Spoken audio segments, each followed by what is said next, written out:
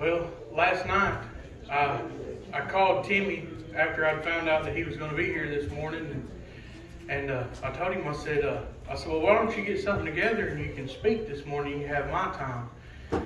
And he said, well, I don't really have anything together, but it sounded to me like he could have just kept on running with that and would have been fine. Sure. A lot of times I've learned that sometimes when you think you don't really have anything together, God can fill your mouth with what to speak. And he did such a good job this morning, and I really enjoy those songs. And with the work that I do, traveling from house to house, working on people's houses, I get to listen to a lot of the radio, and I listen to Caleb a whole lot, and I've heard both of those songs on Caleb a lot. They actually play them quite a bit on there, and I just really enjoy them every time I hear it. Last night, I was Brittany's family came in, and for the weekend, she hadn't seen her mom in probably at least 5 months, 4 or 5 months or so since she'd seen her mom. And they came down this weekend and visited. And I'd been studying earlier in the week because I knew I was going to be busy this weekend. But of course, you always like to refresh the night before you're going to get up and speak for sure, So last night, after they went back to the hotel and I had some runaround stuff, we sold the pulpit from the other church. And I had to meet a guy out there, and I got back home. It was probably about 8:30, and they had already went back to the hotel. And so I told Brittany, I said, well, I'm going to sit down and refresh on everything that I'd been studying. Well, I sit down and start reading, and about 9 or 9:30, Brittany takes the girls to bed, and so I'm sitting there reading and studying and reading and studying. Next thing I know, I look at my watch. It's 1 o'clock in the morning. And I done sat there and studied and read and studied and read and didn't even realize it had been that long. And so anyways, this is what he gave me this week. I'm going to go to 1 Samuel chapter 15. We're going to go to verse 22.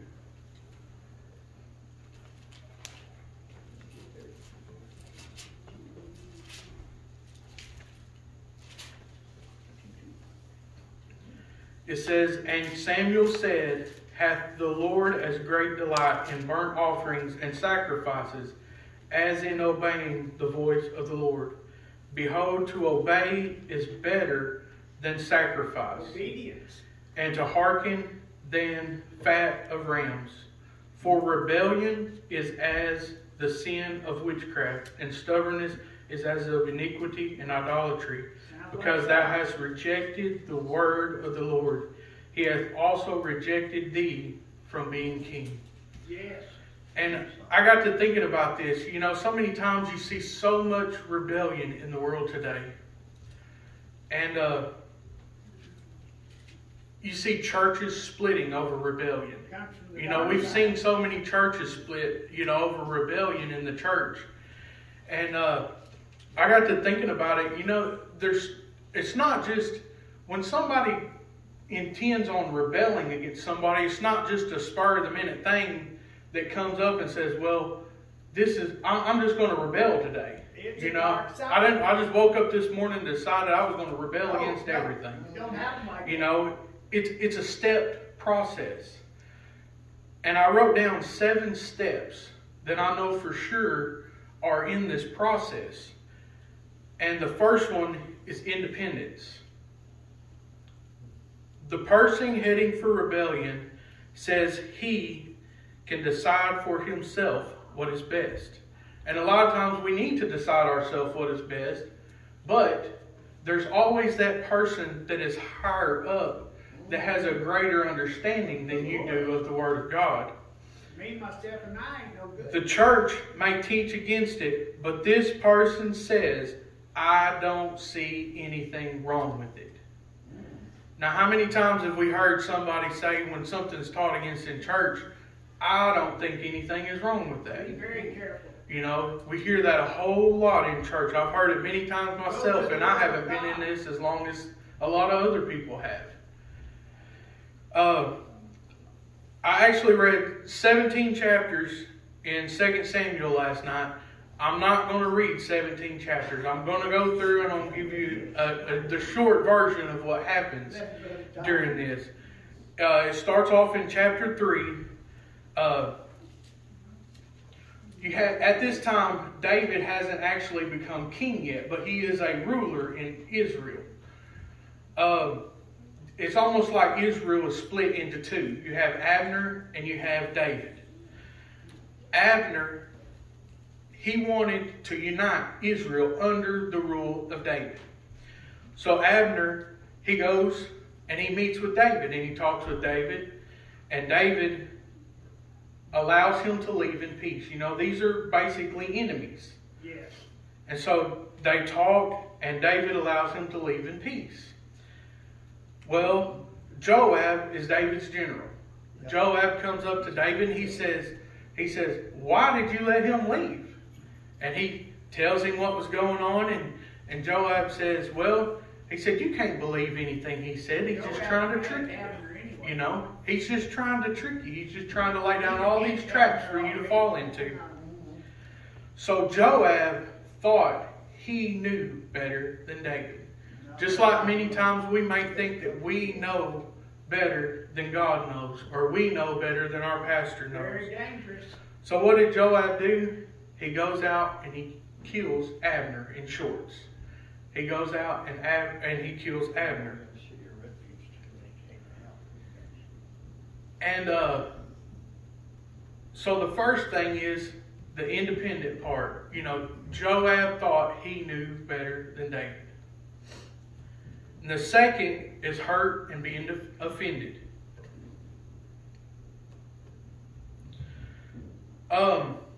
Now all this ties together. It's not all the same people in this story doing the same thing, but it all leads up to the rebellion. Sure, there's a controversy today. When you look up the definition of offended, it means to be resentful or annoyed. If you continue reading, David had a son named Amnon. And during these times, before I get into this, I want everybody to understand that during these times, women were not thought of then as they're thought of now. They were thought of more as property more than anything. And so David had this son, his name was Amnon. What Amnon did was he forced his half-sister, Tamar, to lay with him. He raped her.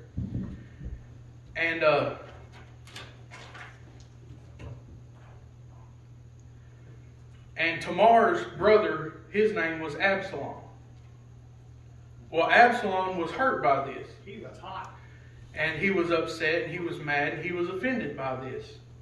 So he goes and he speaks with David, and David really does nothing about it. You know, like I said, during this time, David may have thought, you know, God would have his own vengeance. I don't know what David's thought of mine was. There is a law. But, you know, he might have thought, you know, God will handle this. You know, God's going to take care of this. But Absalom didn't agree with that. God wants us to take care of some things. Absalom was offended by this, and he was angered, and he was resentful towards Amnon. The third step is being passive. The third step is being passive. In 2 Samuel chapter 13, verse 22, it says, Absalom spake unto his brother Amnon, neither good nor bad. And what I get from this is that it was, whenever he had to speak with his brother, it was just a casual conversation. You know, he didn't have anything in particular to talk to him. He just said something to him in passing.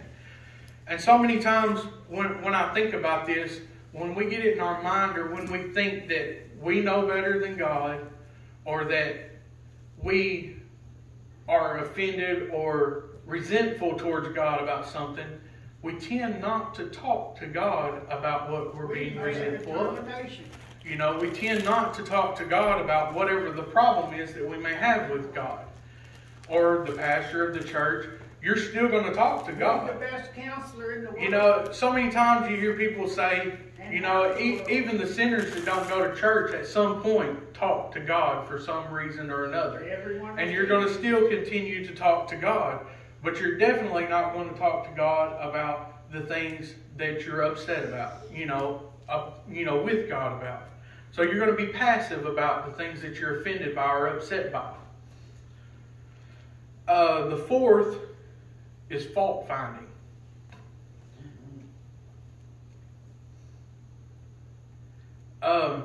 In 2 Samuel chapter 15 and verse 2.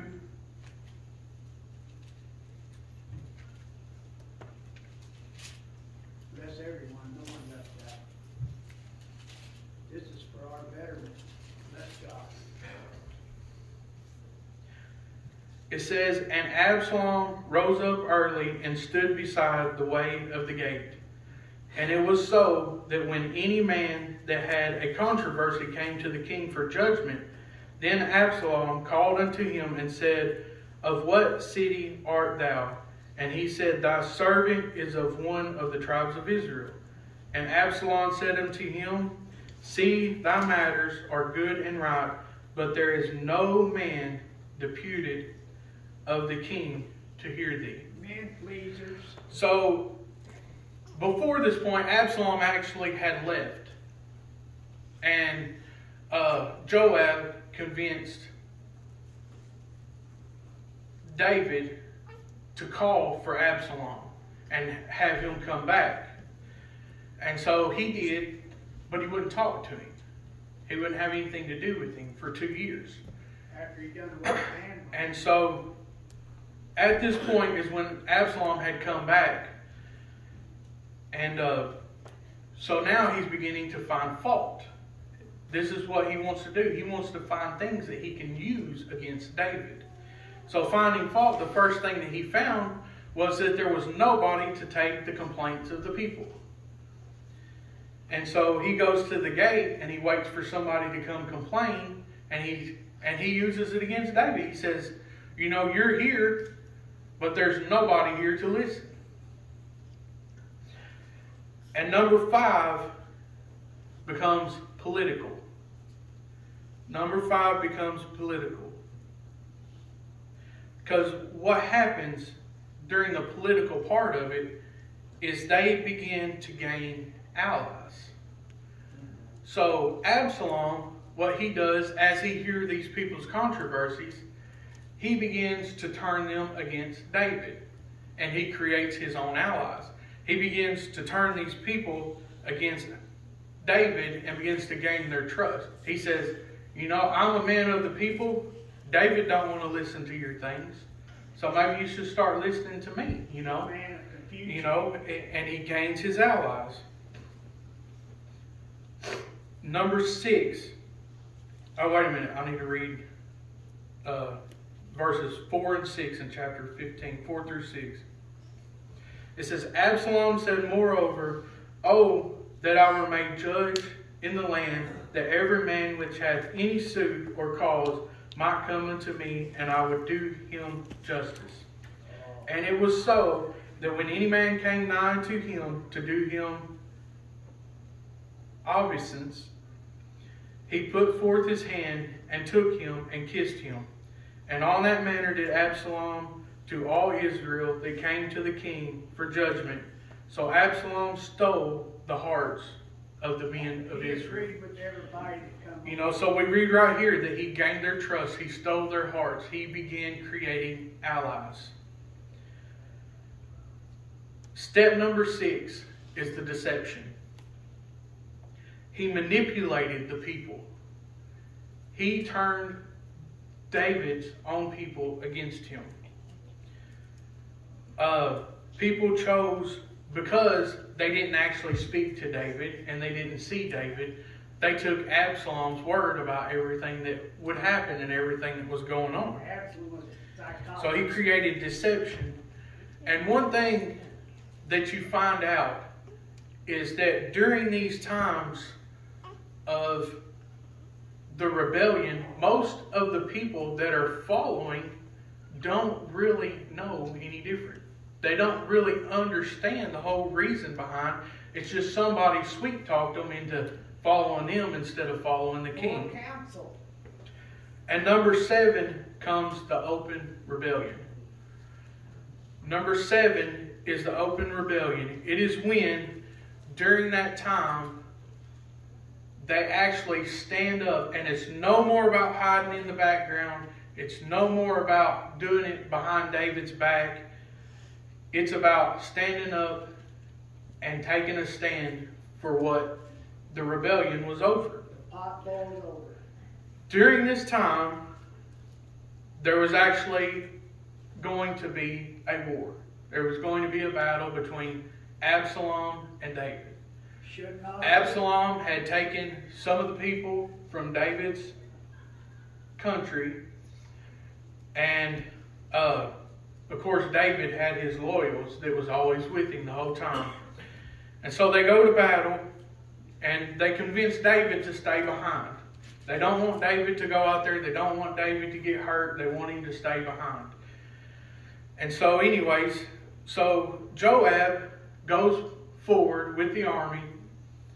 And as they go into battle, then Absalom begins to flee. When Absalom begins to flee, his hair actually gets hung in a tree, and he gets stuck there, and his horse rides out right out from underneath him. Before they actually went to battle, David had told all of his men, he said, do not harm Absalom. The enemy. Do not harm Absalom. Even though he was the enemy. He was the one who had created this rebellion against David. He told him, he said, that is my son. He said, do not harm Absalom. So Joab, once again, thought he knew better. So they killed Absalom. He was general in the army. And during this time, when they come back and they told David what had happened, then he was very sad for what had happened. Rebellion is something that we definitely do not want to do against God. It tears emotions up. You know, rebellion is something that there's consequences for rebellion. Absolutely. It's important that we don't rebel against God, because God will have His justice over the rebellion. There's a day of judgment for everyone. You know, even though David did not want Absalom to be killed, he was still killed because of his rebellion. And there's also other rebellions that you see in the Bible over and over again. Satan was the worst one. In Numbers chapter 16, we see that Korah gathered a group of 250 people when Moses was taking them out of Egypt. He had a group of 250 people, and I'm assuming that he done things the same way. You know, he began to speak behind Moses' back. He began to gain allies. He began to gain their trust. Most of them were innocent, and most of them did not understand what had been going on during this time. You know, they didn't truly understand what the rebellion was about. What the rebellion was about was Korah wanted to be in charge. He didn't think Moses should be in charge, and he wanted to be in charge. And the same thing happened. So in the end, rebellion usually ends up with the same result. Oh, it's terrible. You know, in the Bible days, a lot of rebellion ended in death. Yeah. Nowadays, if you have rebellion in the church, sometimes it can end in death of the church. It can end in splitting of the church. It can end in controversy between all the members of the church. That's when you end up with empty church buildings. You end up with people that will never go to church again. But God can work it out. Because of rebellion, so many times you end up with people, you have convinced somebody else in your rebellion that everything that has been taught to you your entire life has been wrong. Don't fall for Even though it wasn't wrong. But a lot of times during this rebellion, all of these people are taught this, and they walk away from church and they say, well, if everything that I've learned my entire life in church was false, then why should I ever go to church again? You know, so many times these rebellions that they lead, and they have serious consequences. Not only for you, but for those that you convince to follow you. Yes. And like I said, rebelling against God, it's a terrible thing, you know. And I've gone through my stages in life of rebellion. I don't know if I would necessarily say, I guess it was rebelling against God because of the sin that I was living in before I became a Christian. So I guess that was just as much of a rebellion as anything, you know. And my mom's back there shaking her head, yes. But anyways, it's, you know, the rebellion against God, it can cause you can cause somebody else to never come to church again, depending on what the rebellion is about. You know, so it's so important to understand it. And you know, the being offended thing. You know, a lot of people, they'll say, I'm offended by that.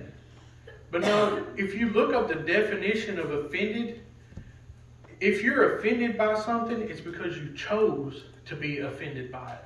Not because naturally you're just offended by it.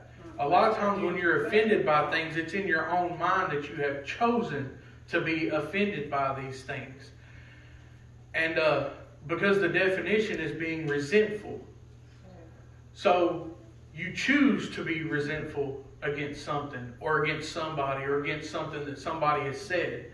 So it's a choice. Once again, a lot of these things that we do and that we go through are things that we have chosen. If we are offended by... It's hard to go into offenses because there's so many people that's offended by everything today. You know, so many times you hear somebody and they get up and they say, you know, that offends me.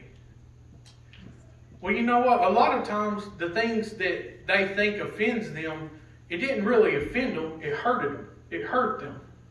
You know, so many times it hurt them and they chose to allow it to offend them. You know, if you are hurt by something, you can very easily pray about it and move on from it. You don't have to be offended by it. You don't have to resent the people that spoke it. You can talk to them about it and say, hey, you know, that really hurt me what you said, and not cause this big uprising because you wanted to choose to be offended by it. Amen. And I'm going to close with that. That's Brother Tom.